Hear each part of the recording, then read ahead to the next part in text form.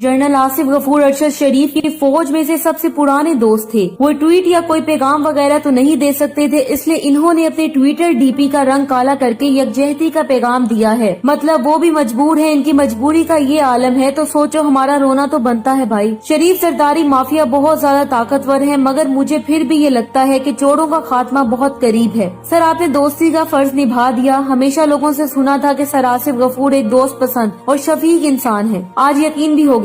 हमेशा सलामती हो सर आसिफ गफूर पर, जो निहायत ही रहम दिल और शफीक इंसान है। Corps commander Balochistan lieutenant general Asif Ghafoor का भाइयों जैसा दोस्त शहीद हो गया। आज हर दिल दुखी है, हर लहजा बेचैन है, हर आहट है बेताब। अरशद शरीफ ने बहुत अरसे तक फौज के साथ काम किया। वो रियासत के ताकतवर तरीन आवाज थे। अरशद शरीफ की शहादत कौम का नुकसान तो है ही, मगर ये रियासत का भी नुकसान है और सबसे ज्यादा नुकसान रियासत का ही है। बलोचिस्तान में ऑपरेशन हो रहा हो या सियाचिन का मुश्किल महाज, अमन हो या गोलियों की बौछार, हर जगह अरशद शरीफ पेश होते। 27 फरवरी को भारत ने बालाकोट में हमारे चंद दरख्त और 2-3 कव्वे शहीद कर दिए। इस रात एक तवील तरीन सफर तय करके सबसे पहले जो सहाफी इस मुश्किल तरीन जगह पर पहुंचा वो अरशद शरीफ ही थे। बकौल मारिया मेमन उन्होंने इस जगह से इंटरनेशनल मीडिया और दुनिया को न्यूज बाइट देने के लिए अंग्रेजी में रिपोर्टिंग की। मारिया मेमन ने इनसे इंग्लिश में सवाल भी किए, इसलिए तो कहा है कि वो रियासत की आवाज थे। इन्होंने अरसा दराज था फौज के साथ काम किया। जनरल आसिफ गफूर के साथ इनका भाइयों वाला रिश्ता था। भाई ने आज दोस्ती का हक अदा कर दिया। मुंह से कुछ बोलना इनकी पेशा और मजबूरी हो सकती है, मगर बिलाखिर वो अपने गम का इजहार किए बगैर नहीं रह सके। कभी कभी नौकरी इंसान को मजबूर कर देती है। यकीनी तौर पर जनरल आसिफ गफूर साहब के भी चंद मजबूरियां होंगी, मगर वो जबरदस्त किस्म के इंसान है। वो इंसान दोस्त शख्सियत है। अरशद शरीफ से इनकी दरीना दोस्ती थी। आसिफ गफूर माजी में पाक फौज के शोबा ताल्लुकात आमा के सरबराह रह चुके हैं। इस ओहदे पर उन्होंने 3 साल से ज्यादा अरसा काम किया था और इस दौरान उन्होंने इस महकमे को एक ऐसे अंदाज में चलाया है जिसकी माजी में नजीर नहीं मिलती। आसिफ गफूर के जमाने में ISPR ने चंद तारीखी कारनामे सरअंजाम दिए। लेफ्टिनेंट जनरल आसिफ गफूर ने 1988 में पाक फौज में कमीशन हासिल किया। ये कारगिल की जंग में भी बतौर मेजर हिस्सा ले चुके हैं। बादशाह 2008 से 2010 के दरमियान साबिक फाटा और सवात में हुए ऑपरेशंस में भी इन्होंने बतौर लेफ्टिनेंट कर्नल हिस्सा लिया। 2016 में सवात में एक डिवीजन के कमांडर थे और फिर DGI SPR के तौर पर जिम्मेदारियां संभाल ली।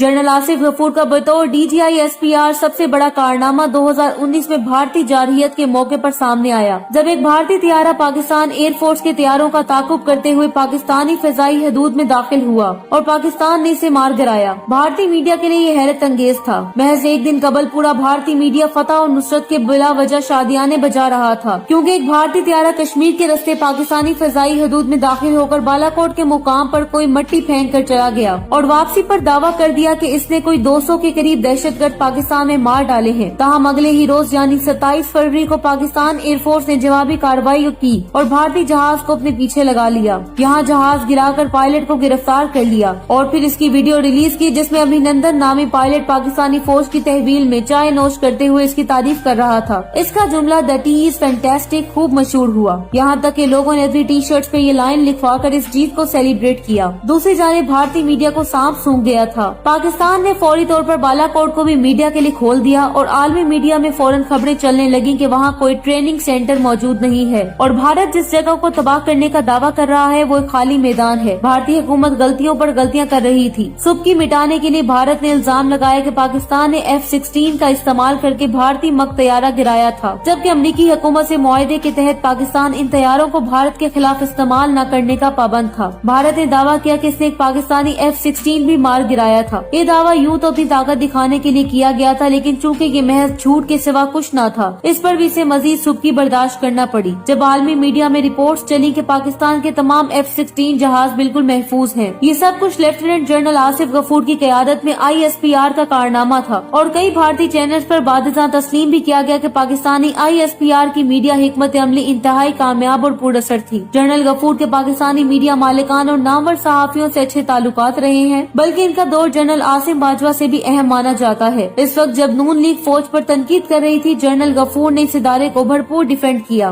और कुछ मुबस्सिरीन के मुताबिक इनकी इसी कारकर्दगी के बायस इनको तरक्कियां मिली हैं। अरशद शरीफ बहादुर आदमी था। वो इसी किस्म के बहादुर लोगों की दोस्ती का हकदार था। इनके बेमाना कत्ल पर हर दिल परेशान है। हर कोई चाहता है कि अरशद शरीफ के कातिलों तक जल्द अज जल्द पहुंचा जाए। केन्या के मीडिया के मुताबिक अरशद शरीफ टोयोटा V8 नामी गाड़ी में सफर कर रहे थे, जो वहाँ VIP सरकारी गाड़ी समझी जाती है और पुलिस तो इसे रोकने की जुर्रत भी नहीं करती। ऐसी गाड़ी को नाके पर रोकना और ये कहना कि वो रुकी नहीं समझ से बालातर है। कातिल ने की सफाई से धोई है आस्तीन, इसको खबर नहीं कि लहू बोलता भी है। अफसोस इस बात का है कि सहाफी बरादरी और खास तौर पर अरशद शरीफ के चंद करीबी दोस्त सोशल मीडिया पर भी सवाल करने तक की जसारत नहीं कर पा रहे। सब अरशद शरीफ के साथ अपनी पुरानी यादें शेयर कर रहे हैं, मगर कोई ये सवाल नहीं कर रहा कि अरशद शरीफ को पाकिस्तान छोड़कर क्यों जाना पड़ा, किन लोगों ने इन्हें अपना मुल्क छोड़ने पर मजबूर किया। कोई ये क्यों नहीं समझता कि आज हम हैं, कल शायद तुम भी जालिम के ज़ेरे अताब आओ। सहाफी बरादरी में वाज़ेह तकसीम दिखाई देती है। अरशद शरीफ का दुख सबको अपने घर का दुख इस हब्स और यरमगाली कैफियत की वजह से लग रहा है, जिसमें 23 करोड़ लोगों को पिछले 7 माह से रखा गया है। अरशद ने सच की कीमत चुकाई है, जो इस मुल्क की सहमी हुई अक्सरियत नहीं भूल सकती। वो पाकिस्तानियों की तरह एक ईमानदार, मुनसिफ और तरक्की करता मुआशरा चाहता था। वो जबर पर तो मुसलसल सवाल करता रहा, लेकिन जाते हुए वो अपनी जिंदगी का सबसे बड़ा सवाल आम पाकिस्तानियों के लिए छोड़ गया कि क्या तुमने जबर के सामने सरेंडर करना है या इस मुआशरे के लिए जिद्दोजहद करनी है जो तुम चाहते हो। अरशद की कुर्बानी इनके हौसला बुलंद करने के लिए थी जिनकी आवाज नहीं थी या जिनमें आवाज उठाने का हौसला नहीं था। मैं किसके हाथ में अपना लहू तलाश करूं, तमाम शहर ने पहने हुए हैं दस्ताने। ये इन हसद करने वालों के मुंह पर तमाचा है, देखो शहीद की क्या शान है, परचम भी इसकी राह तक रहा है, जिसके जिस्म मुकद्दस को छूकर मैं भी जन्नत की खुशबू से महक जाऊंगा। दुनिया से जाने पर ये शान रब की रजा से मिलती है, लिफाफे बांट कर नहीं। अरशद शरीफ शहीद की मां ने अपना मुकदमा अल्लाह की अदालत में पेश कर दिया है। मालूम है ना अल्लाह की अदालत में कौन मुकदमा लेकर जाता है? हाँ, वो कमजोर तरीन और बेबस और लाचार इंसान होता है, जिसके मुकाबले में ताकतवर इंसान होते हैं, जिनके सामने वो ऊंची आवाज में फरियाद भी नहीं कर सकता। सब मादी सहारों से हार मानने के बाद वो अल्लाह के दरबार में अरशद शरीफ की माँ की तरह जाता है। अब अरशद शरीफ को जन्म देने वाली, इसे परवान चढ़ाने वाली बड़ी जमा हो गई है। रियासत भी एक तरफ हो गई है, ताकतवर खामोश तमाशाई बन गई। लेकिन याद रखना, ये मुकदमा अल्लाह के पास चला गया है। जब अरशद शरीफ की वालदा ने सबर की इंतहा पर अल्फाज बोले तो यकीन करें ये रोंगटे खड़े हो जाएंगे, क्योंकि जब अरशद शरीफ शहीद का मुकदमा बराह रास्त अल्लाह के पास पहुंच चुका है। अब एक माँ ने अपना मुकदमा अल्लाह की अदालत में रख दिया है। अब करो सौदागरी एक शहीद के जस्ते खाकी पर। तुमसे अच्छी तो गिर जाती है, कम से कम अपने जैसों को नहीं खाती। हम करोड़ों अरशद शरीफ की वारिस हैं। वो हमारी खातिर हक की जंग लड़ रहा था, वो सवाल करता था, वो तहकीक करता था, वो बेनकाब करता था। वो हकीकी आजादी की जंग का एक बहादुर सिपाही था जो शहीद हो गया। मजे की बात है कि गद्दारों को कभी गलती से गोली नहीं लगती। इनकी पूरी पूरी जिंदगियां बैरूने मुल्क पनाह लेते गुजर गयी, कभी एक खरोंच तक नहीं आई। गोलियां भी सयानी है, सिर्फ वतन परस्त इन गोलियों की जद में आते हैं। जिंदा रहना इसका हक था। हमें फख्र है कि वो जहाँ रहा हक और सच पर डटा रहा। माएँ ऐसे बेटे बहुत कम जना करती हैं। अल्हम्दुलिल्लाह पाकिस्तान की मिट्टी भी इतनी जरखेज है जिसमें अरशद शरीफ जैसे बेटे पैदा होते हैं। जनरल आसिफ गफूर और इन जैसे सारे फौजी हमारे आन बान शान हैं। इन्होंने अरशद शरीफ के साथ मिलकर बहुत से टास्क पूरे किए। अल्लाह ताला प्यारे नबी हजरत मोहम्मद सल्लल्लाहु अलैहि वसल्लम के सदके जनरल आसिफ गफूर को सदा सलामत, खुशहाल और पाकिस्तान अफवाज पाकिस्तान को दिन दुगनी रात चुगनी तरक्की अता फरमाए। आमीन।